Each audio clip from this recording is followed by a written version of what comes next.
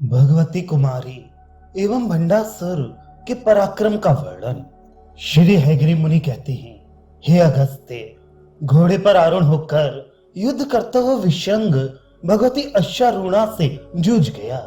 विविध अस्त्रों एवं शस्त्रों द्वारा युद्ध करते हुए उस महादैत्य को अश्वारूढ़ा ने अपने वाहन अश्व पर आसन लगाए ही गदा से राक्षस राज के वक्ष स्थल पर प्रहार किया। गदा के आघात से वे कुछ मूर्छित होकर फिर वेग से वज्र, अंकुश और श्रेष्ठ शतचंद्र अर्थात शतचंद्रांकित ढाल लेकर वे दैत्य अश्व सेनाओं में यमराज के समान विचरण करने लगा। बड़ी तीक्ष्ण धारा से अंगों के छिन्न भिन्न होने से घोड़े एवं शक्तियां भी अपने सिर, नाना अंगों तथा चरणों के विच्छिन्न हो जाने से संघबद्ध दलों में गिरने लगी। इस प्रकार शक्तियों को मरते देख अत्यंत क्रुद्ध हो अश्वारूढ़ा ने दैत्य के अश्व को पाश से बांधकर अपनी गदा से मारने की तैयारी की। तदनंतर मायावी लोगों का गुरु व महादैत्य भी अपनी पराजय जानकर अपनी माया से अश्व सहित अंतर्धान हो गया। इस प्रकार विशंग अश्वनाथा के साथ युद्ध से भाग गया। सेना से युक्त दंडनाथा भंड से लड़ने लगी। युद्ध में अस्त्रों के समूहों से अस्त्रों को और शस्त्रों से शस्त्रों को काटकर सर्व प्रकारेण बाराही ने भंड पर पराक्रम पूर्ण आक्रमण किया। खड़ग युद्ध में, गदा युद्ध में, धनुष और फरसों के युद्धों में तथा मुष्टिका युद्ध में दंडनी ने दैत्य से कहीं अधिक बढ़ चढ़कर शौर्य दिखाया। इस प्रकार शस्त्रों के युद्धों में हारा हुआ वे विचार करते हुए उस मायावी लोगों के शिरोमणि दैत्यराज ने महाविशाल माया रची।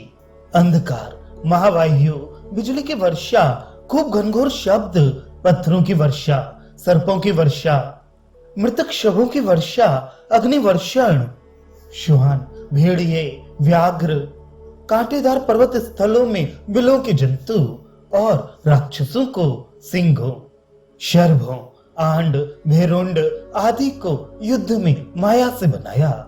इस प्रकार उसके द्वारा बनाई गई महामाया को बारंबार प्रतिरोधी अस्त्रों के प्रयोग से सब ओर से नष्ट कर दिया।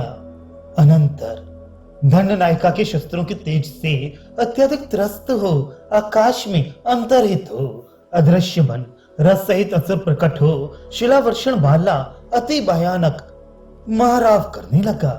शस्त्रों एवं अश्विनी गणों से युक्त शक्ति सेना के लिए भयंकर उस शिलावर्षण से शक्तियों की सेना अत्यंत पीड़ित हुई।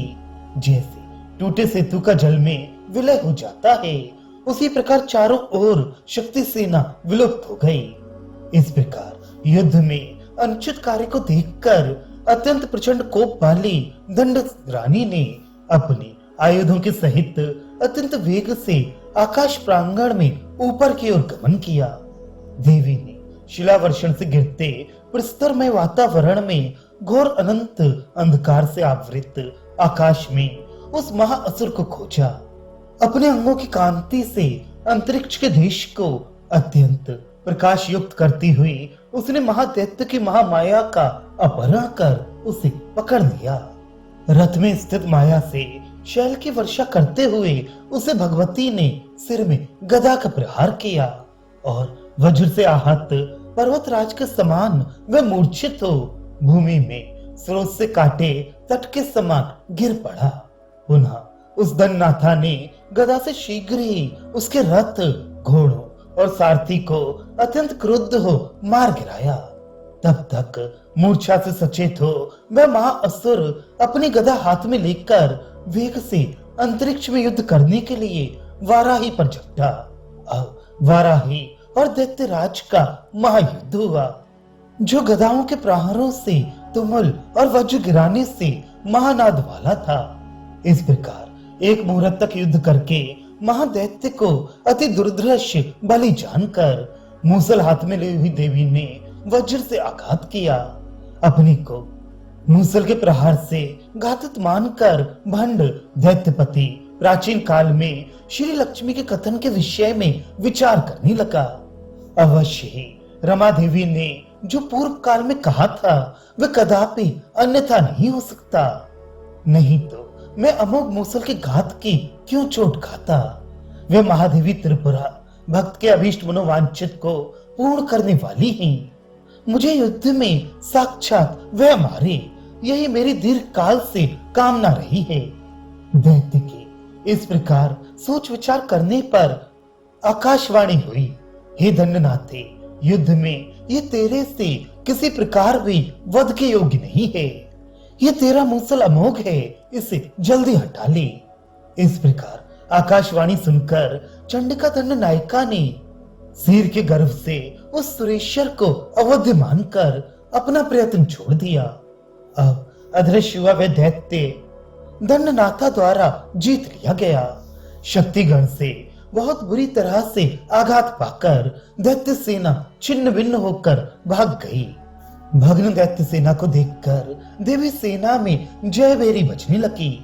शक्तियों ने इस जय घोष में समुचित बजने वाले विविध वाद्यों को काम में लिया। अनंतर जया नामक नाथ नन्नी ने सामने खड़ी शक्ति सेना को ललता के लिए संदेश पहुंचाने को शीघ्र भेजकर विजय की सूचना दी। शस्त्र अस्त्रों से बहुत घायल हो जो क्षत विक्षत हुई शक्तियां थीं, उन्हें अमृतेशी ने शीघ्र संजीवित कर दिया। तत्पश्चात वह अत्यंत पृष्ठ उस सेना को एकत्र संगवत कर अपने रथ पर आरूढ़ हो संपत देवी के पीछे पीछे साथ होकर चली गई। आगे अश्वनाथा दंड नायिका सेना के साथ चली। वह उस भगवती पराम्बा ललता देवी को देखने के लिए अत्यंत हर्ष से गजों पर रखे वादित्रों निशान नगाड़ों के शब्दों के समूहों से अपनी विजय की घोषणा करती हुई अति शीघ्रता से चली।